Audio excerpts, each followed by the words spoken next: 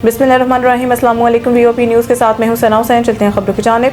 General retired Bajwa के खिलाफ कोई केस नहीं, जजेस, ब्यूरोक्रेट्स और सियासतदानों के खिलाफ कार्रवाई हो सकती है। ज़राए ताहम बाखबर ज़राए ने इन दावों को मुस्तरद करते हुए कहा है कि जनरल बाजवा के खिलाफ ना तो कोई तहकीकात हो रही है और ना ही कोई कार्रवाई ज़ेर अमल है।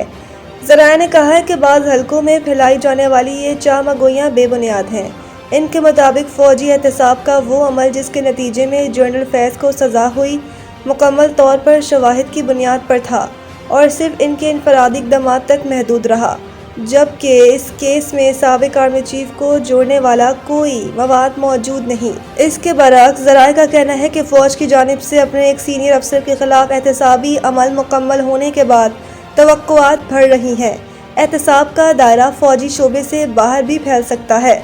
जजों, ब्यूरोक्रेट्स, सियासतदानों और हत्ता के मीडिया के बाज़ अफराद जिन्होंने मुबैना तौर पर माजी में सियासी इंजीनियरिंग में किरदार अदा किया या आइनी और कानूनी हदूद से तजावुज़ किया, आने वाले दिनों में जांच पड़ताल की जद में आ सकते हैं।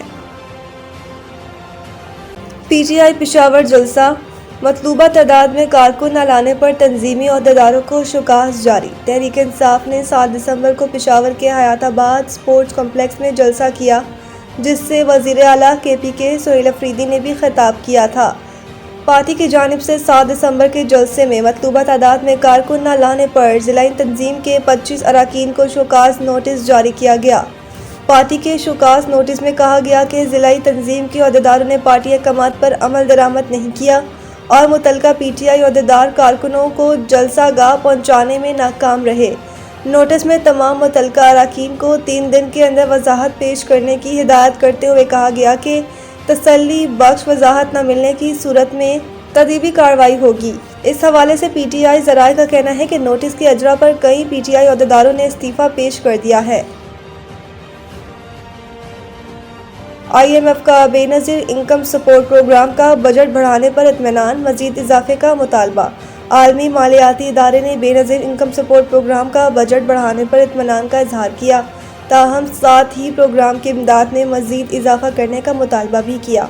IMF हुकाम के मुताबिक इनकम सपोर्ट प्रोग्राम के बजट को मजबूत किया गया है। बैनुल-अक़वामी मेयार के मुकाबले में बेनज़ीर कफ़ालत प्रोग्राम की रकम कम है, ताहम सार्फिन की क़ुव्वत ख़रीद बरकरार रखने के लिए मराहत में मुनासिब इजाफा किया जा रहा है।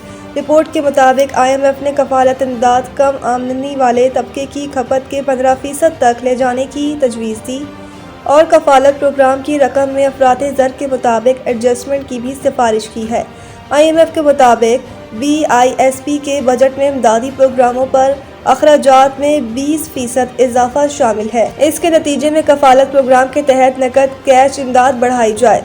आलमी मालियाती इदारे ने कहा कि गैर मशरूत नकद इमदाद की रकम 13,500 रुपये से बढ़ाकर 14,500 रुपये की जाए और कफ़ालत प्रोग्राम की कवरेज में कम अज़ कम 2 लाख ख़ानदानों का इजाफा किया जाए।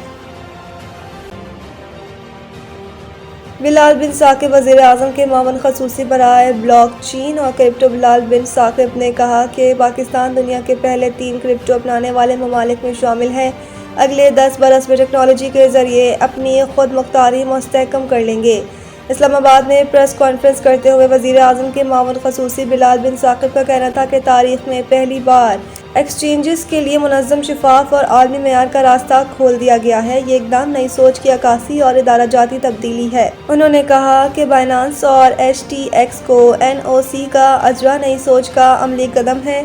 फ्रेमवर्क के तहत एंटी मनी लॉन्ड्रिंग और दहशतगर्दी की माली मुआवनत की निगरानी मुमकिन होगी। दुनिया के बड़े माली मराकज़ इसी तरह के मरहले वार मॉडल्स अपनाते हैं। दुनिया के पहले 3 क्रिप्टो अपनाने वाले ममालिक में पाकिस्तान का शुमार है। इनका कहना था कि हमने आलमी मालियाती निज़ाम के तहत बर वक्त और दुरुस्त फैसले करने हैं। कानूनी और मुनज़्ज़म रास्ते के बगैर सलाहियतों का कोई फ़ायदा नहीं। बिलाल बिन साकिब ने कहा कि 3 से 4 करोड़ पाकिस्तानी डिजिटल असासे इस्तेमाल कर रहे हैं। पाकिस्तान में डिजिटल असासे अपनाने की बेपनाह सलाहियतें मौजूद हैं। $100 ट्रिलियन का आलमी बॉन्ड मार्केट डिजिटल रिलीज़ की तरफ बढ़ रहा है। फ्रेमवर्क सिर्फ ट्रेंडिंग के लिए नहीं बल्कि सन्नतों के लिए भी फ़ायदेमंद है। मज़ीद न्यूज़ अपडेट के लिए देखते रहें VOP न्यूज़।